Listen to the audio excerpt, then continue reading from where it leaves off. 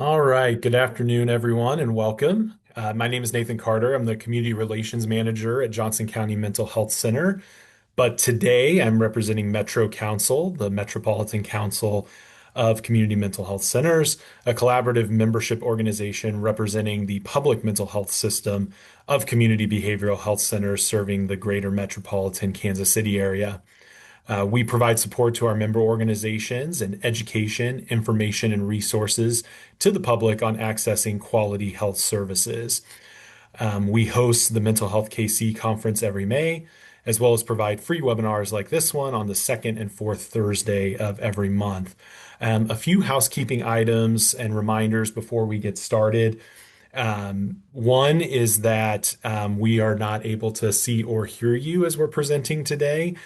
So if you have any issues seeing a shared screen or hearing a presenter, drop that in the chat so that we'll see it and be able to adjust. Please save the date for our upcoming Mental Health KC conference on May 28th and 29th. That's a Thursday and Friday at Johnson County Community College in Overland Park. Registration is now open. The cost to register goes up after May 10th, so we highly recommend registering now. I'm going to put that link in the chat for everyone who may need to register. Also, our fundraiser for this year is coming up tonight. Yes, tonight, April 23rd from 6 to 9 p.m. at Clint's Comedy Club, located at 7332 West 119th Street in Overland Park. Join us for a night of comedy as Mental Health KC presents Comedy for a Cause, featuring Jamie Campbell and Janelle Banks. Doors open at 6 p.m. for the ever important mingling and networking before the show. Starts at 7 p.m. Tickets are $25. You can buy tickets at the door, but why not go ahead and buy them now? I'll put that link in the chat for everyone as well. Um, Look forward to seeing everyone who is able to join us tonight. Of course, our usual reminder before we start today's webinar, the views and opinions shared today are those of our presenter and do not necessarily represent the opinions of Metro Council. At the end of the webinar today, we'll put the link and password to get the certificates of attendance for this webinar. Please remember to copy and paste that link and save that link somewhere, and the password, because inevitably everyone tries to get in right at the end of the webinar to get their certificate, and sometimes the website crashes. So plan to copy and save that so you can come back later in the day if there is a website crash situation. With that, I'm so excited to introduce our presenter today, Kaleb Stoppel, and his presentation, Beyond Survival, The Life You Build After Trauma. Kaleb is an author, speaker, and mental health advocate who shares his journey of surviving a school shooting at Olathe East High School and rebuilding his life in its aftermath. He is the author of the recently released book, One Step at a Time: Surviving a School Shooting, Rebuilding My Life, and Rediscovering What Matters Most, a book written to help others feel less alone in their own struggles. I have my copy here with me today. A former assistant principal and athletic director, Kaleb now speaks to organizations and communities about resilience, mental health, and the power of human connection. Through his work, he aims to be a resource for others and remind them that healing is possible one step at a time. We'll have time at the end of Kaleb's presentation for questions. You can drop those questions using the Q&A or chat feature at the bottom of your Zoom window. You're welcome to save those for the end or drop them as we go along, but just know we won't be able to get to them until the end of Kaleb's presentation. Again, at the end of the presentation, we will drop the link and the password for the participation certificate. But until then, I will turn it over to Kaleb to get started today. All right. Well, thank you so much, Nathan. Just want to double check. Is the PowerPoint coming across okay? Okay, excellent. Thank you, Stephanie. All right. Well, thank you so much for everyone taking time out of their day today to join. It means a lot to me.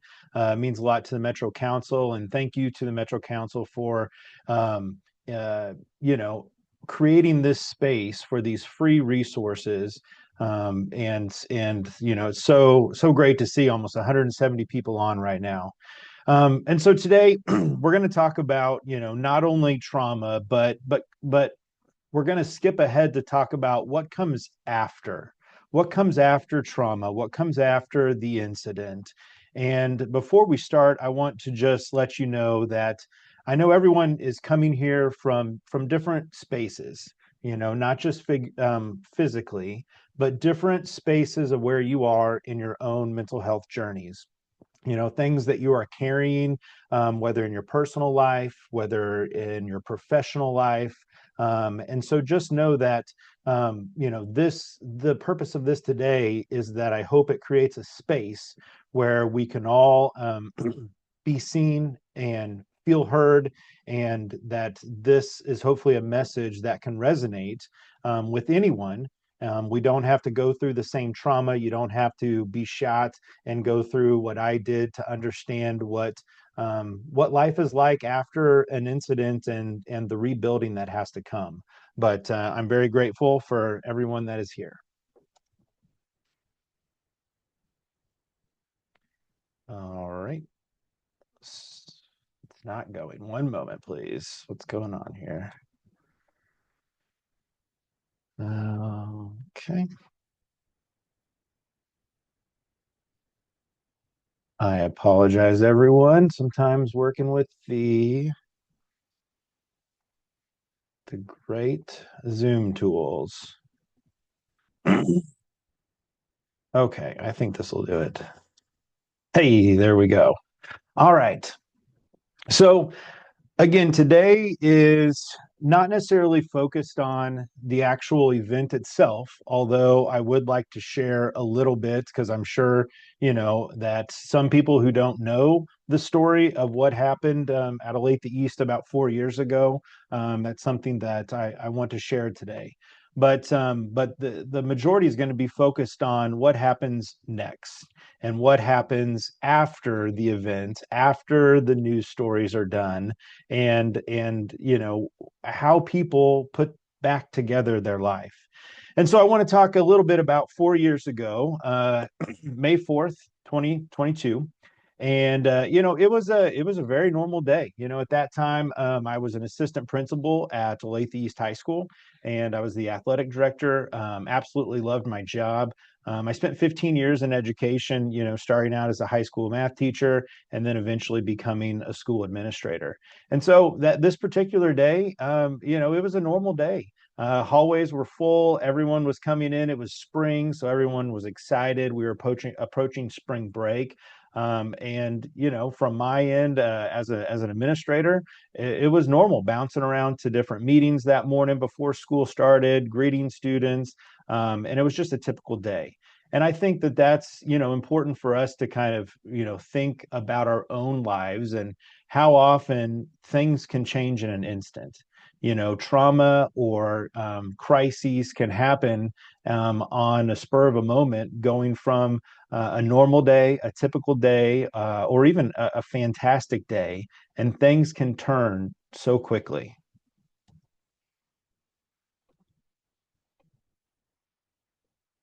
So that particular day, I'd like to share a little bit about that for context. So again, like I mentioned, that morning started out very, very normal, and but it soon changed when some office staff came into my office and urgently asked me to step out, that they need to tell me about a concern. And that concern was that a student on the bus that morning that I came to school on the bus had gone straight to her counselor and reported that she overheard other students on the bus talking about some student at Olathe East that had been bringing a gun to school, and pretty limited information. And that counselor had brought that information to the office, which came to my attention. And so, just like most mornings and most days, there's a lot of craziness that happens in a large high school of over 2,000 kids. And so, although I didn't know what it was yet, urgency is not foreign for popping up right at 8 a.m. in the morning. Students come with their own needs and concerns, and maybe they had a hard night, a hard morning, so things can pick up very quickly. And so, not knowing what this was about, we stepped into another office. Another assistant principal joined us, and that's where we found out that this student had reported something about hearing about a gun at school. And so, fast forward a little bit, and we got as much information as we could from that counselor without talking to the student yet. And a couple other names popped up of who those students were that were talking about this. So we called them in, we interview them, we try to see what we can find out, and that leads us to a couple more names. So fast forward, the other assistant principal and I, you know we probably talked to about half a dozen kids trying to track down the dots here, leading us to, okay, do we have an immediate threat? Do we have a concern? Well, eventually, after we had talked to those students and not found any concern with them particularly, we were able to get a nickname from one of the students, and they said that yes, we've heard that this student that goes by this nickname is the person that has been bringing a gun to school. And it was at that moment that the assistant and principal and I almost had a telepathic moment that this nickname was very well known to us. It was a student that we worked with extensively through some behavior issues. We worked extensively through academic intervention to help them, be able to move towards graduation. And so, but we also knew, because of some concerns that we've dealt with at school, that this was now a pretty even more serious concern. And so, in that moment, everything changed. So, back from having a pretty normal start to the day, life is great, it's spring, we're getting ready for spring break. Now we are in moving slow, but also moving fast to see what was happening. Furthermore, before I get into the next, to kind of finish the incident, because we're going to talk mostly about what happened about the incident, is we did eventually locate that student, and the assistant principal and I put together a plan very quickly of how we were going to approach him, who was going to approach him. This student and I actually had a really good relationship.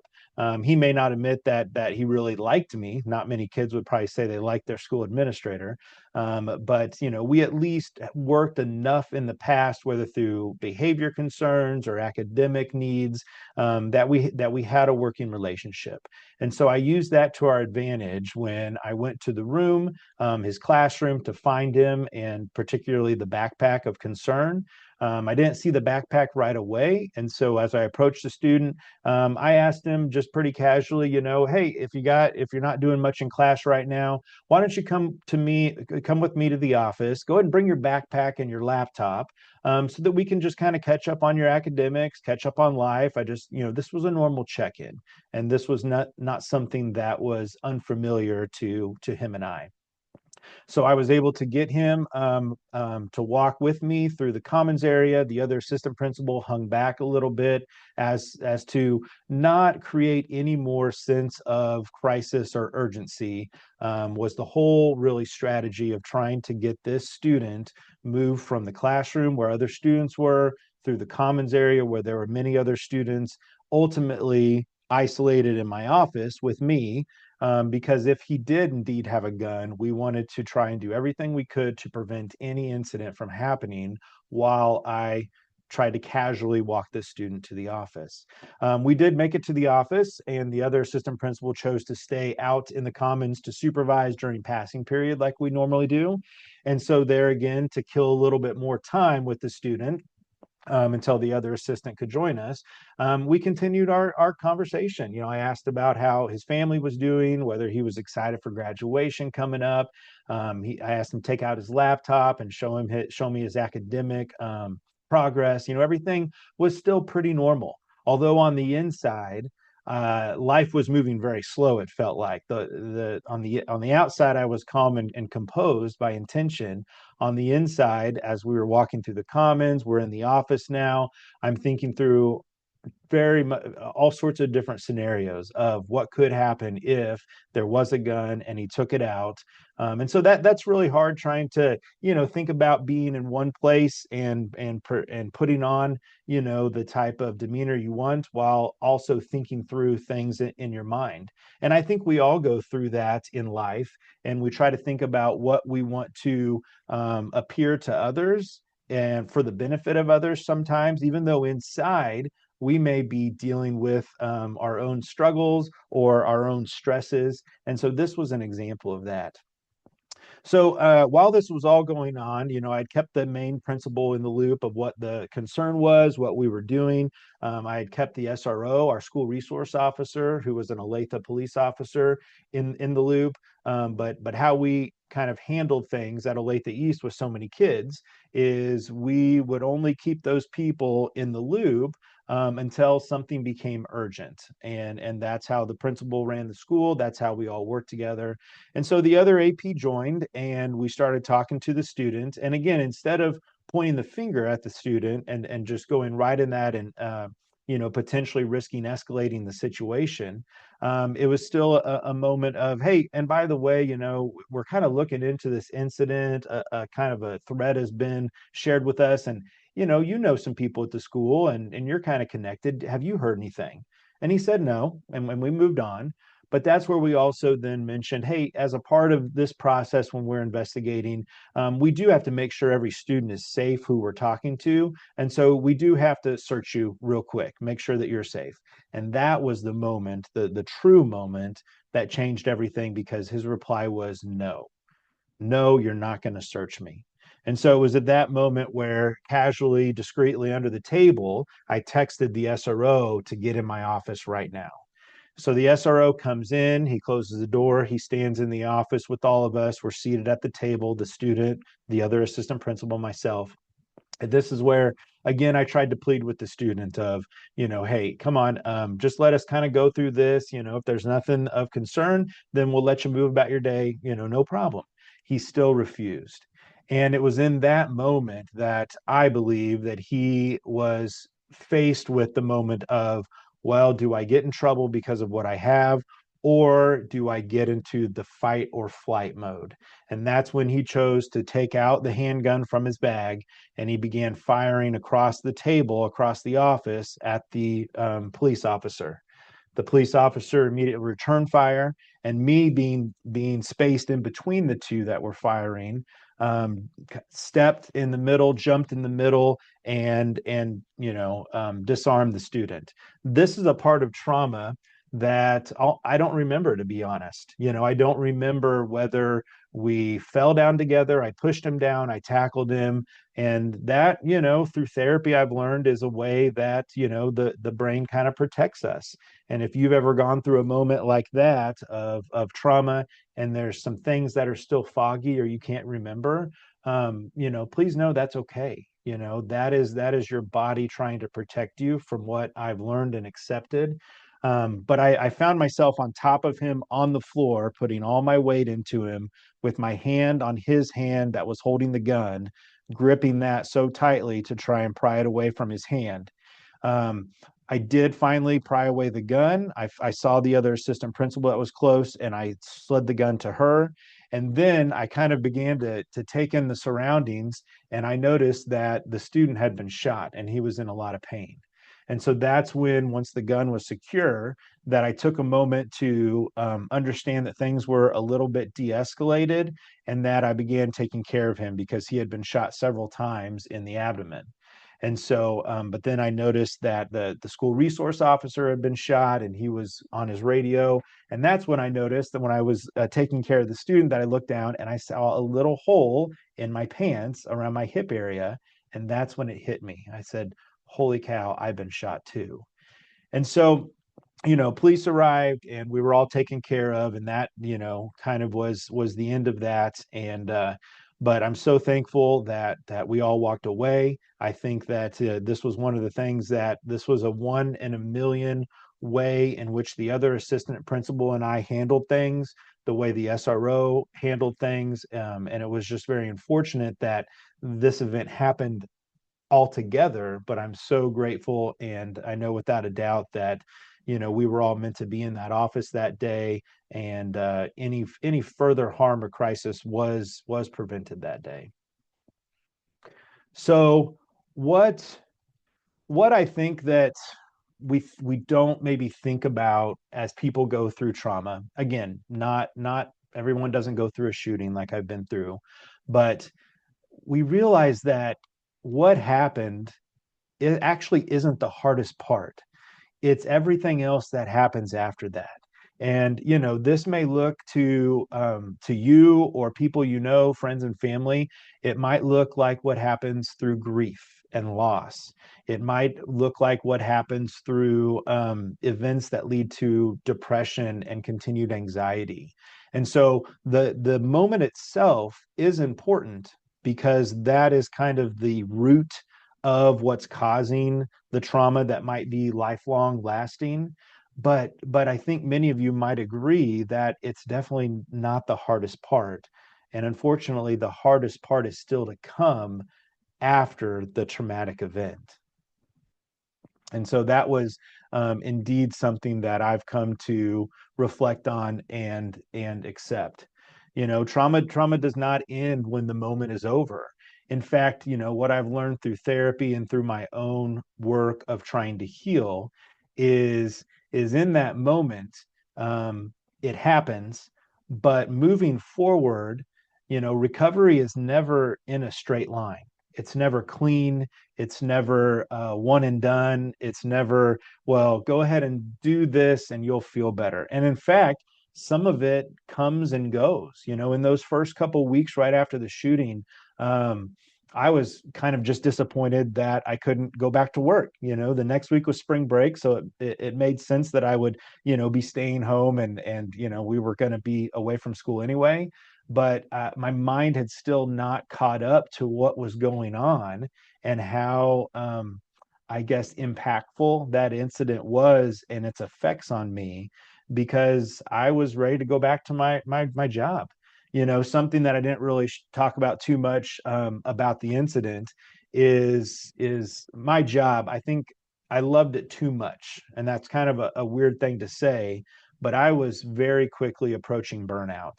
I was getting to school very early at 5 a.m. I had two young, my kids are 9 and 11 now, but at the time they were much younger and they weren't getting up early for their own days. And so I wouldn't see them in the morning. So I figured, why not go into work a little bit early and get some work done early?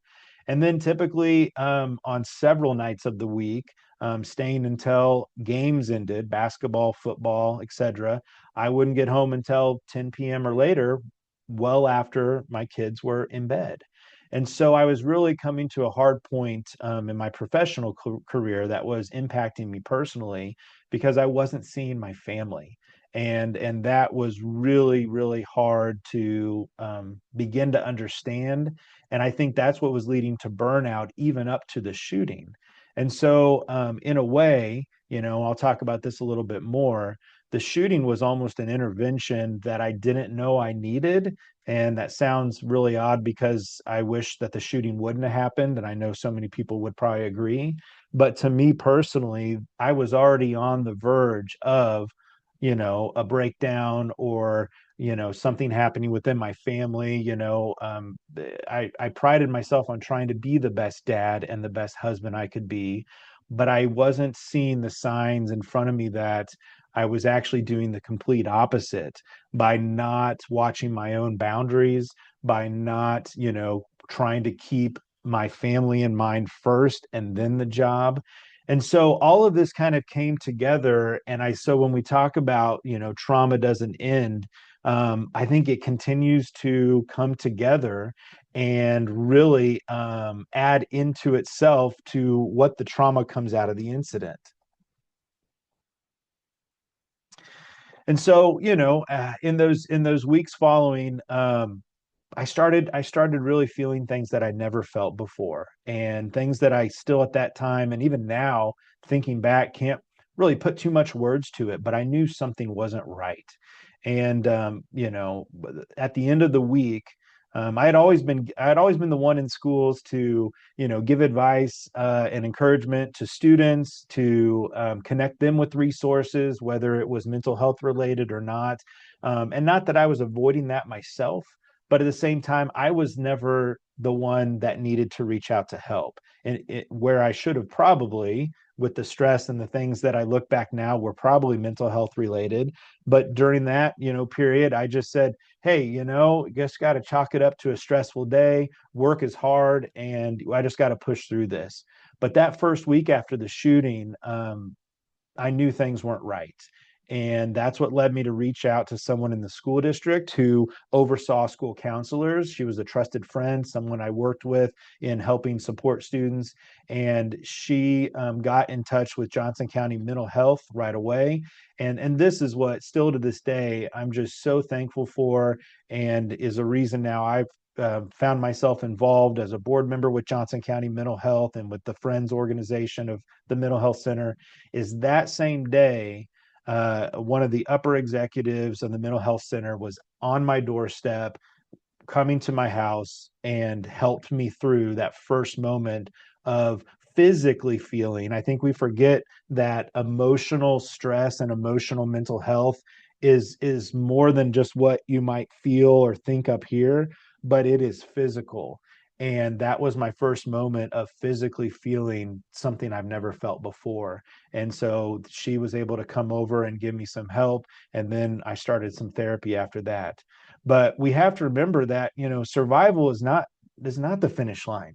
It's not really that's maybe what we might think initially, when it comes to, okay, well, I got through that massive event. And don't get me wrong, I was immensely grateful that I survived, in those first several months, and even still to this day. One of the hardest things that I still struggle with is that day. I almost made my wife a widow that day. My kids who were 4 and 6, 5 and 7, something like that, they would have grown up without a father.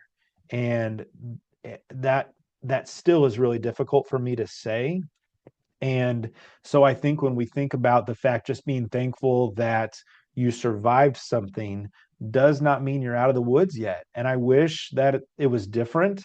However, there are so many opportunities to be seen through struggle.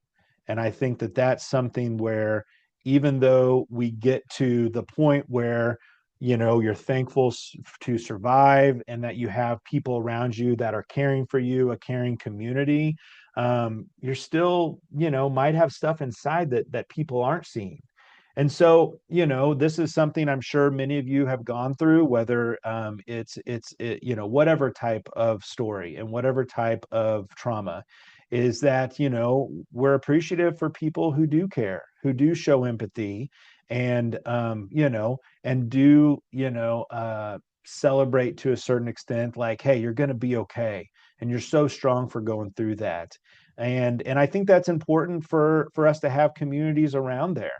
But at the same time, what people don't see, even though I was so grateful when people were there for me and said, hey, you're so strong. Or I struggled a lot with the hero narrative initially, whether from, public comments I saw on social media or through the news. But I never wanted to unappreciate people that were trying to care for me. But the challenge is sometimes what people don't see, even though they might see us standing on both feet, looking like we're healing and we're doing well. What they don't see is what's happening inside, and they don't see what life looks like after that incident. And for me, there was a lot going on. There was a lot going on about, what does this mean for life for me now? I had intentions, passion, Not that it was a plan, but I grew up in an educator family. My dad was a principal, my mom was a teacher. My wife is still a teacher. Education was all I ever knew, and it's all I ever wanted to do in how I served people and wanted to be around people.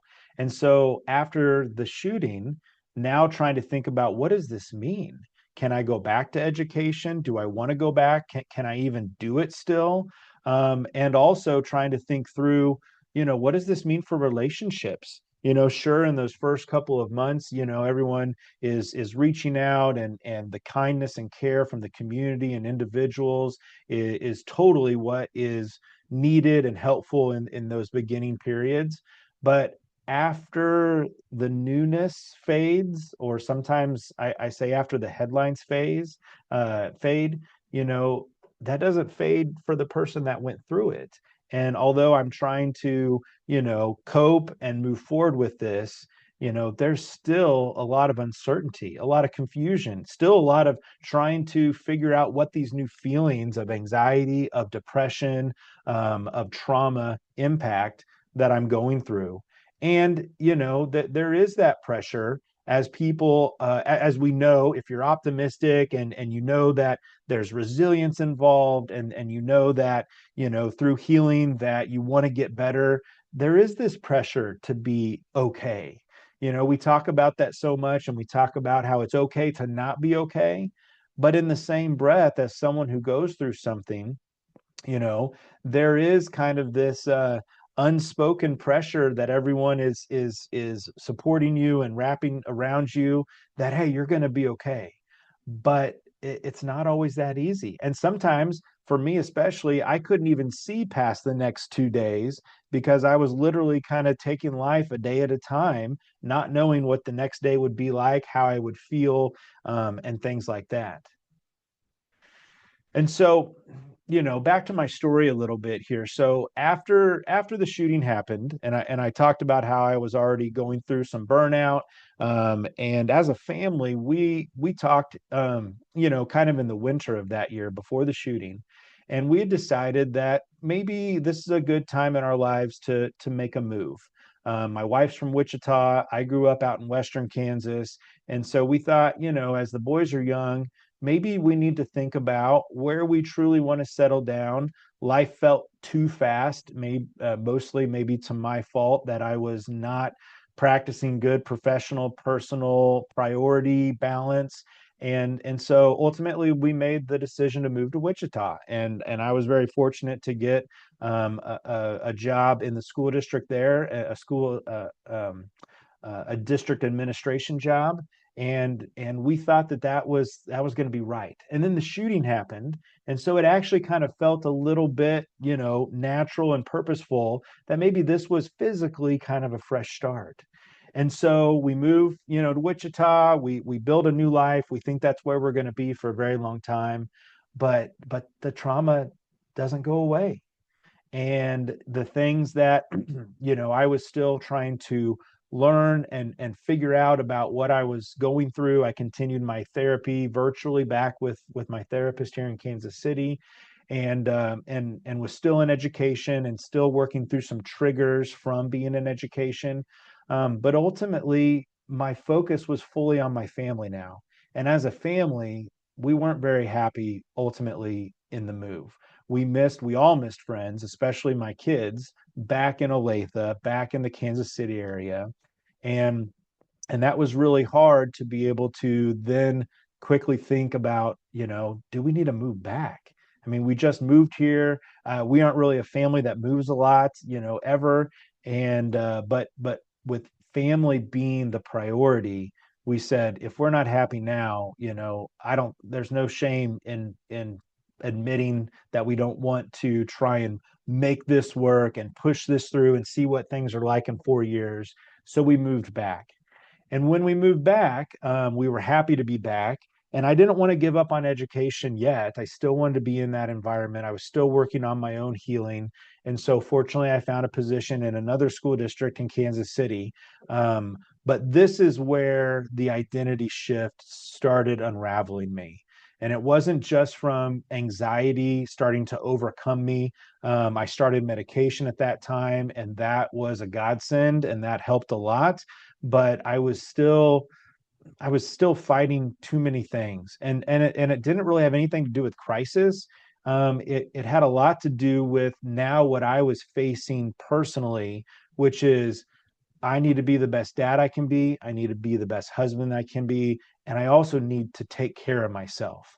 And those things took priority to the extent where I started really not enjoying what I was doing in education. The job that I loved, the job that I thought I would do well into and past retirement age, now became something that I would sit through basketball games and school events, things that I used to really enjoy and pride myself on, that now all I could think about was wanting to be home with my family.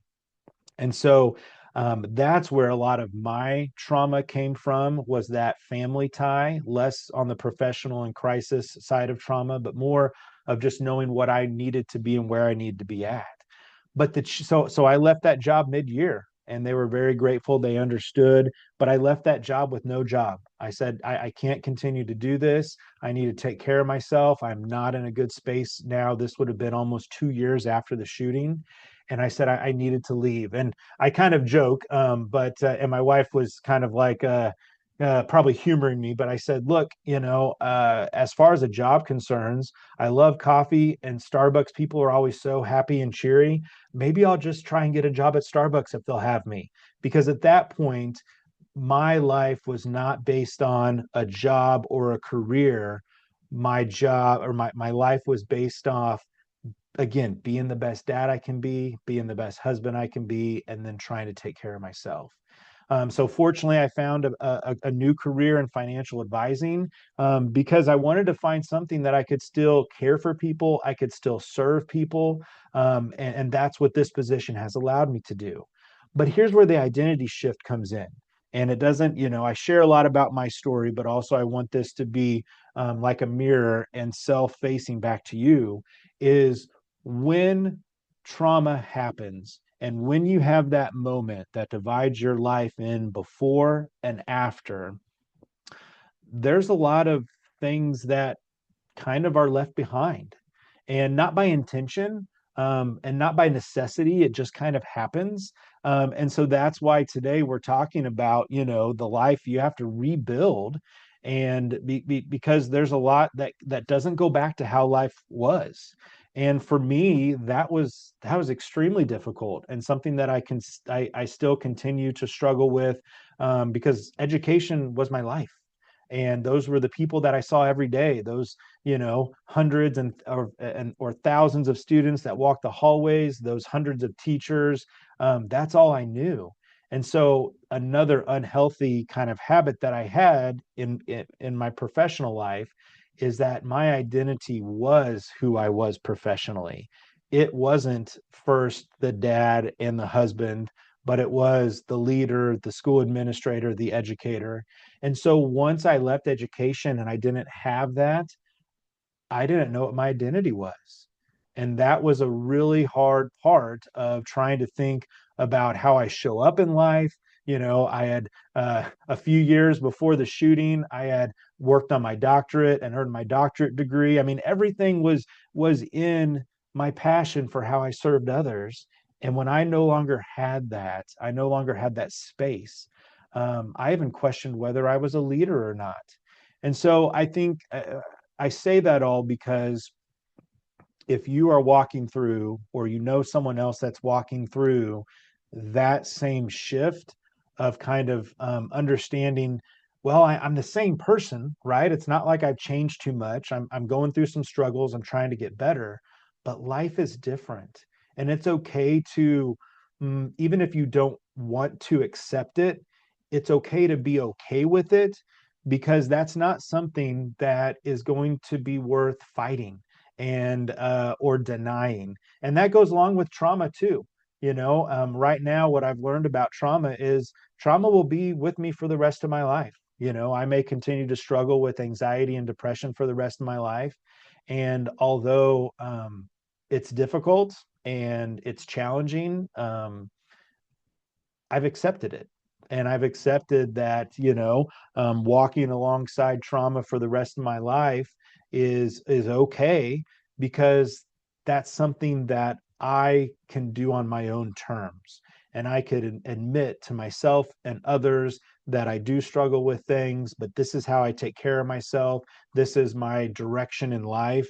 And so often I think with mental health and the barriers that are present, is it's really hard to be able to come to a place of comfort and confidence, to be able to open up, not only to others but especially to yourself, and maybe talk about those things, and talk about, if it's grief, there may not ever be a time where you fully get over it, but there will be a time through your continuing moving through life and those identity shifts and transitions. There will be a time where you become more to accept it, and that's still the period that I'm living through now. Another piece that I kind of, found through my own experience with this is, the world moves on. I mean, professionally speaking, and I loved my time at Elate the East. The people I worked with, were the best ever. I will cherish those memories forever.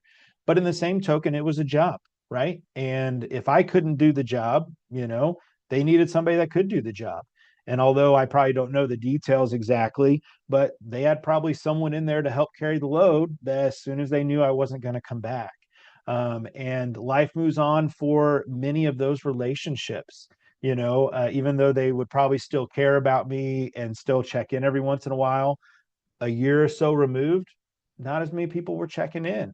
The story wasn't talked about as often, and that's okay. I never asked for any of that attention or people to talk about it. But when you kind of are still moving slowly through life, and life feels like it's all the way down here, way in front of you, that's really hard. And I think that sometimes people, who go through any type of traumatic event, may also agree that that's difficult as well. And we think about what's wrong with us, and or why aren't people continuing to reach out to me, or why am I feels like I'm losing these relationships and these friendships. And that's exactly what I felt. And I know it wasn't personal, but I know that that was that sever from life before and life after, because a lot of those people continue to move on, many of those relationships in education. And now I've taken a slight veer into a different direction. And that's really hard when, that you see yourself not, being able to continue with those relationships because the world continues to move on.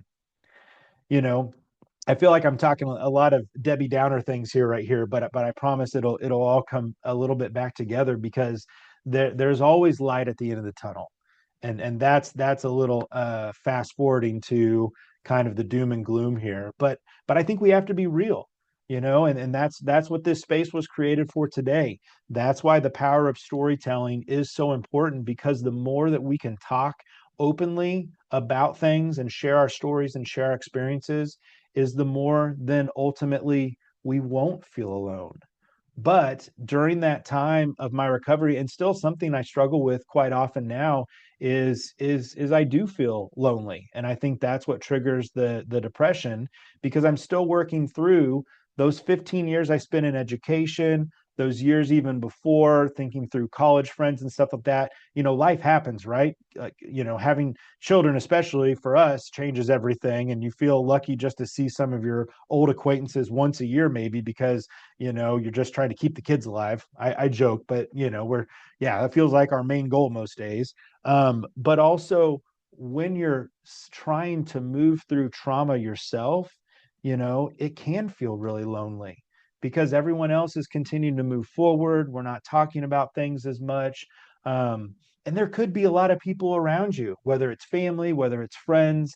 And so we're not alone, but that's so hard to not feel like we're alone, because we're trying to still navigate. You know, what people don't see is that invisible weight. And that invisible weight is something that will ebb and flow. We'll have good days, we'll have bad days. Things like anxiety and depression will come on with no warning. And all of a sudden, you're like, man, why am I feeling like this? Like, I just had a great day, or this happened, and what's happening right now? And so on the outside, this kind of goes back to the situation that I explained, how you can kind of put on that outside persona for others, for the situation. And it's kind of a little bit similar when we talk through moving through trauma, is because people might say, wow, look at this guy, he went through this 4 years ago, and he's talking openly about it. He seems passionate, he's got a career, he's talking about how happy he is with his family. So hey, this guy's got it all going on. But that's not always the case. And sure, for me, this is how I'm living out my healing, is by talking to others. That was one of the reasons why the book became reality, is that was part first, that how I was coping with everything, how I was trying to journal. And eventually the light bulb came off, and I said, I think I'm ready to tell this story to others because I know it will help them. And so even though I still have invisible weight inside, and I still have days, even with medication intervention and therapy, I have days that it's hard to get through the day. And I think that I'm not even sure what the next day holds. Um, but I stay where my feet are, and I say, what do I need? How can I get through this? But I think this is important for us to remember, whether it's about ourselves, people we know, or even, as a clinician, the people you serve, that, the things that we don't see are still out there. As I talked about earlier too, the pressure. And I don't think I've actually ever felt this as much, but in thinking through where I was at and kind of what I wanted to share today, it made a lot more sense. And I've looked back and felt and remember some times where I did feel pressure to say, well, yeah, I'm doing good, and thanks for being so kind, and saying that you're proud of me for doing this, and that you look great, and you look happy, and your family's doing great. um and I love that people care. I love that people will do those things, and I think we need that. We need kindness. But also, I think that it's really hard, and it's individual by individual, because we all work through trauma differently. And so even though people might be there to support us, hey, I'll do anything you need, the reality is we may just not need anything. Something that I still have to do, maybe as a coping, maybe as my security response, is I need to be alone. And that's really hard to say, because now I pride myself on wanting to be with my family, do everything for my family. But sometimes, I just say, hey, I'm so sorry. When my kid asked me to go play catch with the baseball, I try to never say no, but sometimes I got to say, I'm sorry, bud. I just need to kind of take a little bit of time. And I usually go up to my bedroom and watch TV a little bit. And, thank goodness my wife is really supportive, and she understands, even though she's not walking the same exact journey. Um, and also, I appreciate, I just saw a quick comment pop up, the pressure of continuing to move forward and heal and progress and get back to okay. Because I love that people are cheerleading for us to do that. But the reality is, I don't even know where this path of healing is going. I just know where I'm at right now today. And I know what I'm doing today to take care of myself, to try and be the best person I can be. But the reality is, again, at least I feel confident that I've accepted that I'll go through a lot of this for the rest of my life, and I feel like doors have opened, and there's a purpose now for me coming out of the shooting. But the reality is, I don't know all the ups and downs that I'm going to continue to have. So what I found helps me is the reminders of, what truly I feel like I'm meant to do. No matter what your beliefs are and where they lie. I am determined that I was in that office that day for a reason. The others were as well. And that even amidst the burnout that had happened before and the questioning of life at that time, all those things together, I think has led me to now the direction of not only taking care of myself and my family, which matters most, but also being a little bit more intentional about what I need to do and how I show up in life. Presence over solutions. Not trying to have it all fixed. Because again, if you walk away with one thing today, knowing that trauma is really something that is not fixable, in my opinion, but it is something that you can work with and you can work through. But showing up and just taking each day is more important than trying to figure out a solution. Listening to others, listening to whether that's therapy and advice, listening to yourself and your needs and knowing what you need, and then consistency. I mean, even if it's not a lot, just those simple acts of continuing to literally put one foot in front of the other, either day to day, hour to hour, that is what has helped me more than trying to say, okay, I'm just going to go to this and I'm going to do therapy every single day and I'm going to do all these strategies. That's just not going to work for me. And so really where I'm at right now, and I'm so thankful that I've gotten to this place, even though it happened from such a traumatic situation, is even though I had the identity shifts and the lack of identity and what the heck am I even doing in life now, the redefining of my purpose is really what has kept me going. Before I could probably articulate some purposes like, hey, I care for others, I want to serve others, I want to be a leader. And all those are not bad and all those are true. But now my purpose is more tightly defined to, again, being the best dad, being the best husband, taking care of myself, but also now this purpose of trying to share my story so that I can impact others to let them know that they're not alone, that they are seen, that everyone is important no matter what challenges they are addressing. And also rediscovering, what matters most. The things before this that stressed me out or were worries are so trivial. Those were not meaningful things. Those were job things. And the job is important. And we need to have people like everyone here that I'm sure cares passionately about what they do. But at the same time, if you haven't asked yourself this question, which believe me, I'm preaching to myself here, that I didn't really start asking this until the shooting at 40 years old, that thinking about, well, truly in life, what matters most. And I didn't think I was going to go here, but I'll go a little PG-13 here.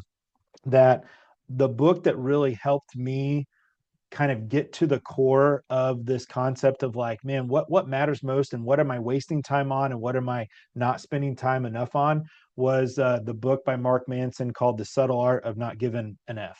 And that was something that really made me think hard. And I would listen to that chapter after chapter in my truck. I would read it, and it really made me think about, where am I spending time that I don't need to be, because by the time I get with the people that I do want to spend time with, there's nothing left to give.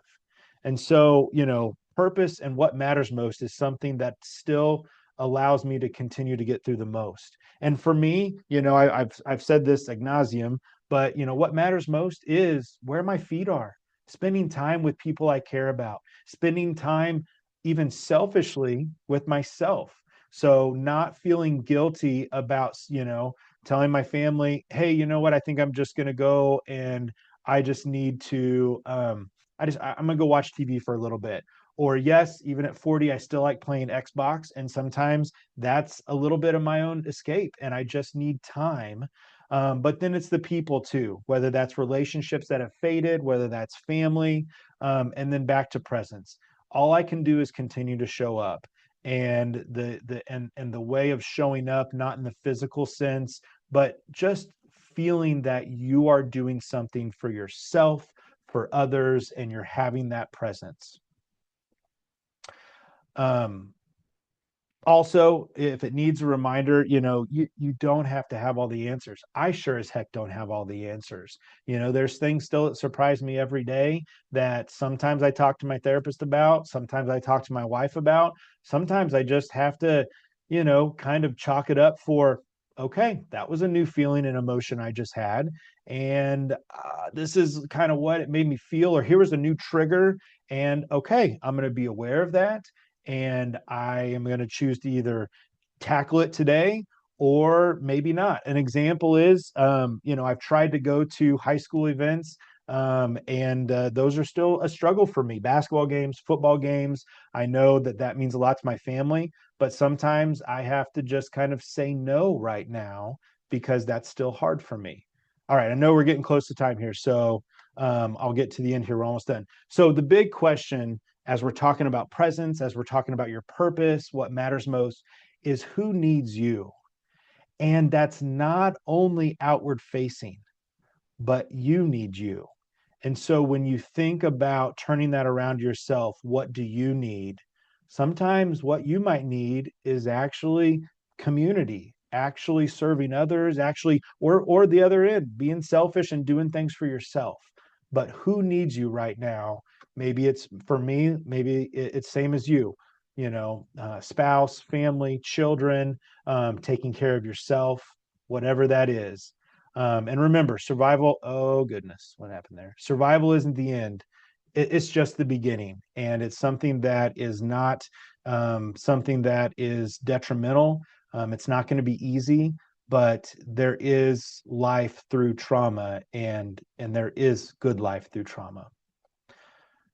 So as we kind of wrap up here, keep taking that next step.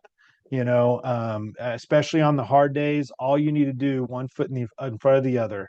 Hope is always possible. I've always been an optimistic guy, but even through the most darkest times and days I've had, I still remind myself that hope is always possible, and we can never give up on that. And when I say that light finds its way in, there is always positivity ahead. There is always some type of resolution out there. It may not be what we thought, but we won't figure that out until we get there. So you're never alone. You're never working through this alone by itself. So as we wrap up here, I really want you to all remember this, that we all have stories. We all have journeys. We've all walked through the good, the bad, and the ugly, and all of us are carrying something, whether we realize it or not. But our story matters. Every one of our stories matter. Everyone has a story. Your mental health matters. Whether it's just thinking more about waking up on the wrong side of the bed, or maybe there was an argument with family the night before. We all go through mental health. And I never knew that before going through what I've gone through, because I just chalked it up to a bad day, had trouble sleeping, had a rough conversation with a colleague. But that's all mental health. And then please never forget, you're never alone. You matter. The people in your lives matter. All of this will be okay, because even after trauma, the life that is possible will happen. You just have to take it one step at a time. You have to, know that sometimes there's things you can't control. Sometimes there are things you can control. And again, I know I ran really close, so I don't know if we have much time for Q&A, because I'd love to take some. And again, I'll mention, my book is something that started out not even as a book. I was journaling for the first time in my life, trying to process these new emotions. And eventually through that, and last year around this time in May, I started sharing my story for the first time through some mental health awareness posts. And that was the first opportunity that I started thinking about, I think, sharing what I'm going through, what I'm learning, can help other people, because everyone goes through mental health needs. And so it's my hope through the book, through opportunities like this, that I can continue to share that care and that encouragement, because all of us can come out on the better side. And I'm just so happy and proud of you all for being here today. And I really am appreciative of that. So Nathan, I don't know if we have any time for some Q&A, but I'm happy to do that if we can. Yeah, thank you, Caleb, and I appreciate you being here to share your stories with us. There was a lot of Oh, people my sharing that speaker same shut off. sentiment in the chat. A couple of quick things before we get to Q&A. One is I saw a lot of people in the chat mentioning how they thought your story might be helpful to somebody they know or a group of people. Caleb is actually the keynote speaker for Johnson County Mental Health Center's Resiliency Conference, which is a free conference next Friday morning out at Resurrection, the United Methodist Church in Overland Park. I'm going to drop a link to that in the chat. If you know someone in your life, a client, a colleague, a loved one, if Caleb's story resonated with you today and you know someone who might be interested or might benefit from hearing his story, there is an opportunity coming up just next week to hear his story again. This webinar has been recorded and will be available on Mental Health KC's website and YouTube channel. What I'm going to do is I know we're low on time. I'm going to go ahead and put the information for the certificates of attendance in the chat. Um, Remember, would encourage you to copy, paste, and save this information. We're all going to go at once and try to get our certificate, and sometimes that causes the website to crash. So make sure you retain this information that I'm about to put in the chat.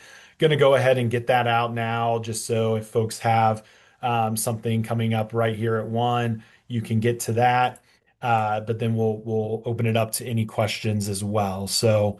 In the chat is the link and the password for today's webinar to get your certificate of attendance. And if anyone has any questions for Caleb, remember there's that Q&A feature at the bottom here that you could use to drop a question. We did have one come in while you were speaking, and it was someone who mentioned. Um, the you mentioned that beyond just the traumatic experience, there were other factors in your life that had kind of started to rise to the surface. And they asked if your kind of therapeutic experience, the experience you've been through kind of after the shooting, has, revealed more like complex traumas or anything like that, or how that's impacted your understanding of trauma more broadly. Yeah. I don't think it's uncovered any deeper levels of trauma. If anything, it's all shown me what's possible. So here's going to be a really weird way to say this, but because I'll never say that I was grateful for the shooting because none of us were. It was a really horrible event that could have been a lot worse. But for me personally and my family, I am grateful for what has come after it, even the extremely hard days. I didn't mention this. I was never ever suicidal, but there were times, especially when I experienced my first panic attack ever, that I couldn't see to the next hour, let alone the next day. It was hard for me to see, especially as a planner, an optimistic guy, someone that always was able to roll with the punches. During some of those lowest times, I didn't know what was next. And I literally, the panic attack was in my truck when I was driving home from a ball game when I was as an administrator. And I just had to keep my eyes on the road and drive it straight. That's all I could handle at the moment. And so I think I'm grateful for the sense of the growth that I've had, of how that my focus is now changed to the father I want to be, to the supportive spouse I want to be, and now finding outside of my career this space of new passion through mental health that I would have probably not gotten to had the incident not happened. That this growth is what I'm really appreciative of, but that doesn't mean I have it all figured out, right? I'm still having the ups and downs and the sideways. But what helps is, like today, selfishly speaking, like this is part of my own healing as well. This is helping me as much as I hope it can help others out there. So great question. Something else I'll add as we're getting close to time here. here's my contact information. Please reach out. I love whether it's just exchanging some emails and sharing some stories, or whether we want to meet for coffee. But this is where the true work of helping others can come from. And that's not just me to others, but that's others to me, that's others to others. And so please don't hesitate to reach out. I have some information on my website that further kind of talks through my story. And if there's opportunities that you think of that might be good for me to sit down with a group or someone else, this is just my purpose now, and I'm so grateful for that. And I'd love to be part of any work that anyone else is doing to help build up mental health awareness, resiliency, and just help people live the life they want to live.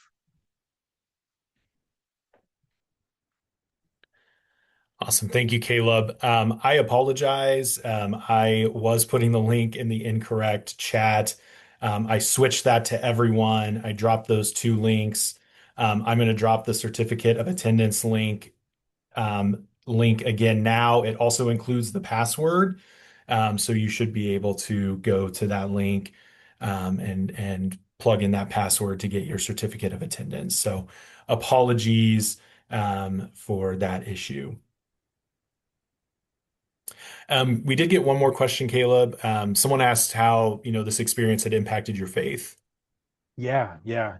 No, that's a great question. And, I think I've always been, I grew up in the church, singing in the church choir. My mom was the church choir director.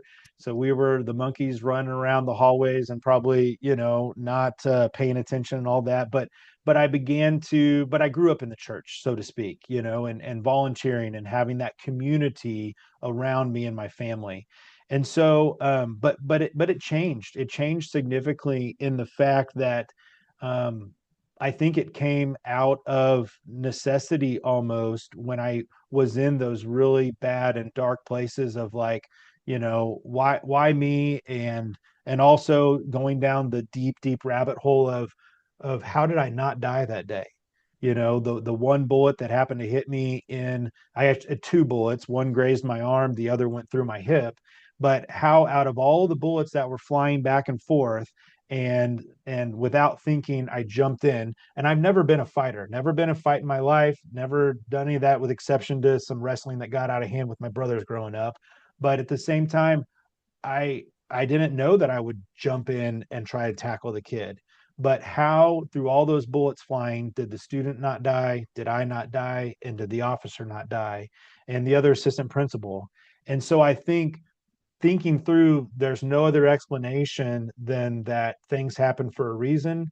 And that also, that was like I said, the 1 in a million chance of how we orchestrated the strategy, going in on the fly, working together with the other assistant principal. It all worked out the way it should have. And so I think that trust that I place in the bigger plan is something that also gives me a little bit of relief and a little bit of hope myself, especially during the good times and the bad. And I think that could be applicable to anyone, and it doesn't have to be what one person thinks faith is to the other. But if you believe in something that is enough to keep you going each step at a time, then that's how healing, and that's also how coping happens. And so that's what I've experienced. Thank you, Caleb. I'm not seeing any more questions, so I think we'll wrap up for today. Do want to say one more thing. Said it a couple of times throughout. I dropped the link in the chat, including the password that you need to type in. Please copy and paste that. I hear that a couple of folks are having trouble accessing that page. That is common. We typically have quite a few people in these meetings, and everyone goes at once to get their certificate. So um, if you copy and paste that link and that password and come back later today, you should have no problem getting in and getting your certificate. So apologies for that issue, but just make sure that you um, get get that link copy pasted and saved along with the password. I'll drop it one more time just for everyone to have. So it's at the bottom of the chat. And Kaleb, again, thank you so, so much for being here, sharing your story. I appreciated you saying that you were trying to be a mirror for us in our experiences, both with ourselves and others. So I know I got a lot from listening to you today, and based on the chat, I think others did as well. So that will wrap up our webinar for today. We'll be back on the second Thursday of May. That's May 14th from 12 to 1 p.m. Keep an eye on Mental Health KC's newsletter and social media for more information on the topic of that webinar, as well as a link to register. And we hope to see everyone on May 14th. Otherwise, thank you everyone for being here today. Thank you. Take care, everyone.